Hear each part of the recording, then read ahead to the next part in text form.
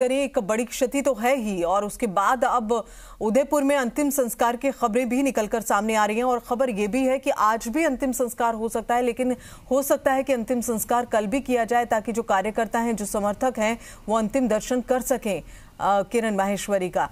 क्या इस पर कोई खबर, कोई ताजा अपडेट्स आपके पास?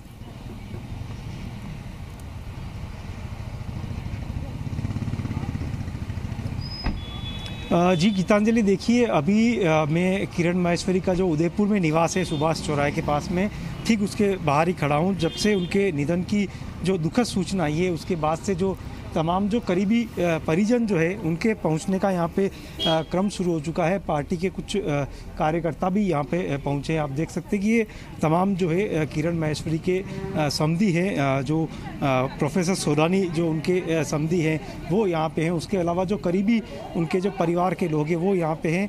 हालांकि अभी तक उनके परिवार से कोई यहाँ पे पहुँचा नहीं, क्योंकि तमाम लोग जो है वो वेदांता हॉस्पिटल में ही थे और उसके बाद जब उनका निधन हुआ तब वो उदयपुर के लिए निकले हैं।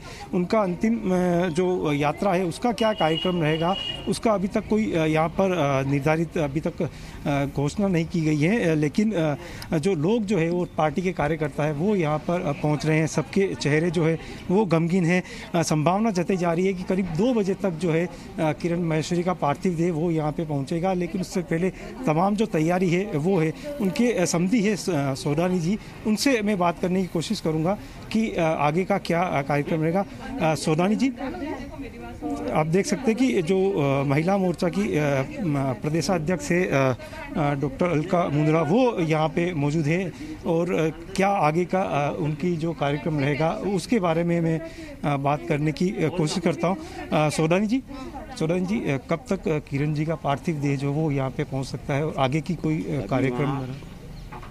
क्या बोलते हैं, आपका वेदांता हॉस्पिटल से अभी डिस्चार्ज अब होंगे, घंटा भर लग सकता है। उसके बाद बाय रोड एम्बुलेंस से लाए जाएंगे, रात की 10-11 बजे की 10-11। तो अंतिम यात्रा जो है वो कल ही निकल पाएगी? कल ही निकल पाएगी। अच्छा, आगे के किस तरह से रहेगा यहाँ पे? अगर कोई कार्यकर्ता दर्शनार्थी के लिए पहुँचे अंतिम दर्शन के लिए? सारे हम इस कोविड-19 प्रोटोकॉल से काम करेंगे। कानून की पालना 100% की जाएगी, उसी के अनुरूप लोग आएंगे जाएंगे। बिल्कुल, क्योंकि अभी अब वेदांता हॉस्पिटल से जो है वो पार्थिव देह डिस्चार्ज किया जाएगा और उसके बाद कहा जा रहा है कि कोरोना गाइडलाइन के आधार पर उनकी अंतिम क्रिया होगी। जो भाजपा की प्रदेश अध्यक्ष है वो हमारे साथ में। अलका जी, बेहद दुखद क्षण है सबके लिए, आपके लिए, हमारे लिए, क्या कहना चाहेंगे? हमारी एक बड़ी बहन जिसने सबको इतने प्यार से, अपने व्यवहार से ऐसा दिल जीता है, वो आज हमारे बीच नहीं रही है।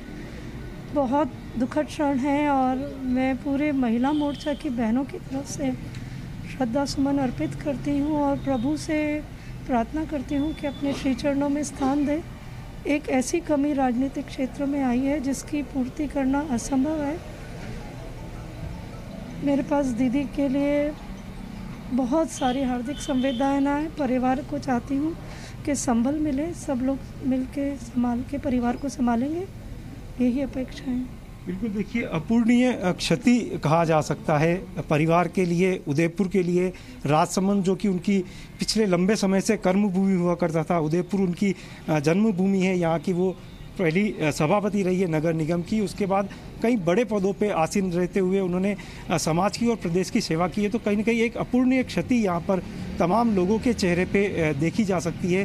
जो प्रोफेसर सोडानी जो उनके समधी है, उनका कहना है कि पार्थिव देह को यहाँ पहुँचते पहुँचते संभवतः रात हो सकती है और जो अंतिम यात्रा किरण माहेश्वरी की है वो अब कल ही निकलेगी, ये एकदम निर्धारित हो चुका है और कोरोना गाइडलाइन के अनुसार ही इसको निकाला जाएगा। और जो कार्यकर्ता दर्शनार्थ यहाँ पे पहुंचेंगे उसको भी कोरोना गाइडलाइन के आधार पर अंतिम दर्शन कराए जाएंगे। जी गीतांजलि, बिल्कुल आपसे ये भी जानना चाहेंगे कि चूंकि जो खबरें निकलकर सामने आ रही हैं उसके अनुसार जो रिपोर्ट आई थी वो कोरोना नेगेटिव आई थी। अब ऐसे में जब उनकी मृत्यु हुई है वो कोरोना पॉजिटिव नहीं थी, कौन सी गाइडलाइंस फॉलो की जाएंगी? सबसे बड़ा सवाल तो ये भी है इस पूरे मामले को देखा जाए तो। लेकिन उसके बाद भी ये कहा जा रहा है कि पूरी तरह से गाइडलाइंस का पालन किया जाएगा। अगर गाइडलाइंस का पालन किया जाएगा तो जो तैयारी अंतिम शव यात्रा की जो है रखी जा रही है वो कैसे संभव होगी? क्योंकि अगर कोरोना गाइडलाइंस होगी तो फिर वो संभव शव जो है उस हिसाब से नहीं होगा। तो इस पर कैसे आगे की स्थिति बनेगी, क्या कुछ वहां से जानकारी इस वक्त आपको मिल पा रही है? साथ ही ये भी जानना चाहेंगे इस वक्त कई लोग जो हैं उनका आना जाना है, क्या इस वक्त और भी, जैसे अभी आपने कुछ लोगों से वहां पर बातचीत की है, क्या कुछ और भी ऐसे चेहरे नजर आ रहे हैं वहां पर इस वक्त?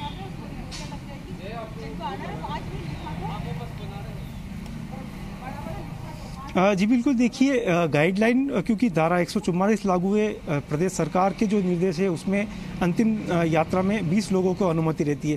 क्योंकि किरण माहेश्वरी एक कद्दावर नेता भाजपा की है, राजसमंद और उदयपुर 2 जिलों का वो प्रतिनिधित्व कर चुकी है। ऐसे में केवल 20 लोगों तक अगर सीमित तो वो कहना संभव नहीं होगा, क्योंकि उनकी रिपोर्ट नेगेटिव आ गई थी। बावजूद उसके परिवार के लोग यही चाहते हैं कि जो सुरक्षा है, जो कोरोना क्योंकि महामारी है, उनकी रिपोर्ट नेगेटिव आ गई, बावजूद उसके जो सरकारी गाइडलाइन है उसके अनुसार उनकी अंतिम यात्रा निकाली जाएगी। लेकिन जो एक मुख्य बात है कि जो लोग, जो कार्यकर्ता या जो उनके समर्थक है, जो अंतिम दर्शन के लिए, अंतिम श्रद्धांजलि अर्पित करने के लिए आएंगे, उनके दर्शनार्थ भी व्यवस्था की जाएगी। हो सकता है संभवतः दर्शन के बाद उनको यहीं से घर की तरफ विदा किया जाए, और जो चुनिंदा जो लोग हैं या जो वरिष्ठ नेता हैं वही कल जो अंतिम यात्रा निकलेगी उसमें शामिल होंगे। लेकिन सबसे बड़ी बात है कि उनका पार्थिव देह यहाँ पे कितनी बजे तक पहुँच पाता है, क्योंकि अभी तक 1 से 2 घंटे का प्रोसेस मेदांता हॉस्पिटल में शव को सुपुर्द करने में लगेगा, पार्थिव देह को सुपुर्द करने में लगेगा, और उसके बाद एम्बुलेंस के माध्यम से बाय रोड यहाँ पे लाया जाएगा।